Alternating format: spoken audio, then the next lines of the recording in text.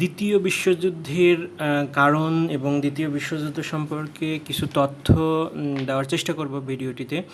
আমরা জানি দ্বিতীয় বিশ্বযুদ্ধের কারণসমূহের মধ্যে সর্ববৃহৎ কারণ যেটা ছিল সেটা হচ্ছে আপনার মানে মূল যে ইয়ে ছিল সেটা হচ্ছে ইতালির ফ্যাসিবাদ, যেটা হচ্ছে 1920 সাল থেকে শুরু হয়েছিল ইতালিয়ার ফ্যাসিবাদ, এবং 1930 সালের জাপানের সাম্রাজ্যের মানে চীন প্রজাতন্ত্রের প্রতি আক্রমণ। এই বিষয়টার কারণে অনেক সময় এই দ্বিতীয় বিশ্বযুদ্ধ ছিল। তারপরে আবার যেটা ছিল 1938 সালে মিউনিখ যেই চুক্তি ছিল, বা প্রথম বিশ্বযুদ্ধের কারণ হিসেবে অনেক সময় অনেকেই জার্মানকে দায়ী করে, এবং প্রথম বিশ্বযুদ্ধের ক্ষতিপূরণ হিসেবে জার্মানদের কাছ থেকে প্রচুর অর্থ নেওয়া হয়, বা এই অর্থ নেওয়ার কারণে জার্মান যারা রয়েছিল যে বা জার্মান যারা সোলজার রয়েছিল তাদের প্রতি বা তাদের পুরো পৃথিবীর প্রতি এক ধরনের ঘৃণা বা একটা রাগ, এই অভিপ্রায় তৈরি হয়েছিল।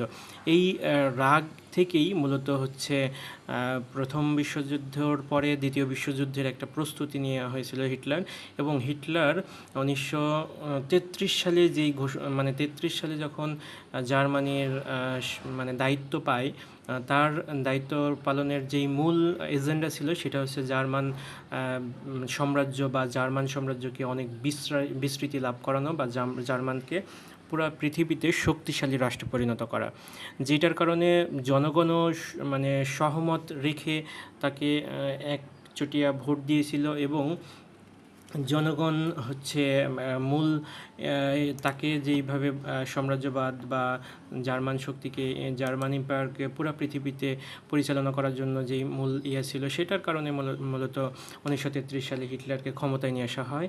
এবং 1933 সালে ক্ষমতা আসার পর জার্মান সেভাবেই একটি পরিকল্পনা তৈরি করে।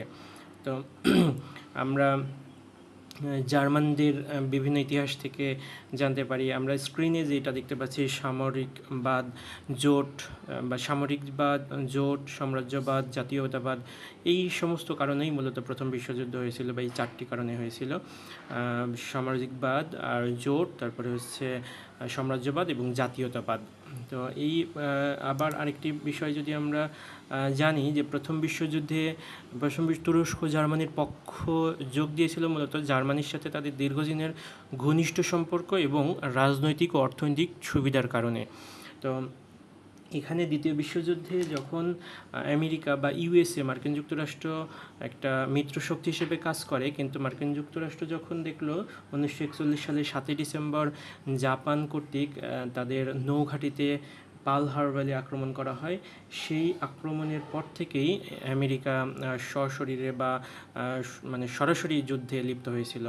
তো এই যুদ্ধ লিপ্ত হওয়ার ফলে যখন শেষের দিকে বা সোভিয়েত ইউনিয়ন বা রাশিয়া জার্মান সৈন্যদেরকে পরাজিত করার দ্বারপ্রান্তে চলে এসেছিল, তখন প্রায় শেষের দিকে বা দ্বিতীয় বিশ্বযুদ্ধ শেষের আরও 3 মাস ধরে মার্কিন যুক্তরাষ্ট্রের সাথে জাপানের একটি যুদ্ধ চলেছিল, এবং এই যুদ্ধের অবসান ঘটেছিল 6 আগস্ট ও 9 আগস্ট হিরোশিমা ও নাগাসাকিতে প্রথম এবং ইতিহাসের সর্ববৃহৎ যেই পারমাণবিক যুদ্ধ বা পারমাণবিক বোমা নিক্ষেপের পরে, এবং 14ই আগস্ট জাপান যে মার্কিন যুক্তরাষ্ট্রের কাছে আত্মসমর্পণ করে। এই আত্মসমর্পণের মধ্য দিয়েই মূলত শেষ হয়। আর 1945 সালের 20 অক্টোবর জাতিসংঘ নামক রাষ্ট্র পরিচালিত হয়। যেমন প্রথম বিশ্বযুদ্ধের পর জাতিপুঞ্জ নামক একটি সংগঠন তৈরি হয় যেন যুদ্ধ না হয়, তেমনি দ্বিতীয় বিশ্বযুদ্ধের পরে 1945 সালের 20 অক্টোবর জাতিসংঘ তৈরি হয়, যেটা বর্তমান পর্যন্ত চলতেছে, এবং প্রায় 80 বছর ধরে এই একই একটি জোটের কারণে তৃতীয় বিশ্বযুদ্ধ এখনও হয়নি, বা তৃতীয় বিশ্বযুদ্ধের সম্ভাবনা আসেনি। প্রত্যেকটা বিশ্বযুদ্ধের কারণেই ক্ষমতার রদবদলের পাশাপাশি বিভিন্ন দেশের বিভিন্ন ধরনের উত্থান পতনের চালিকা শক্তি বা পুরো পৃথিবী নিয়ন্ত্রণের একটি চালিকা শক্তি তৈরি হয়ে থাকে।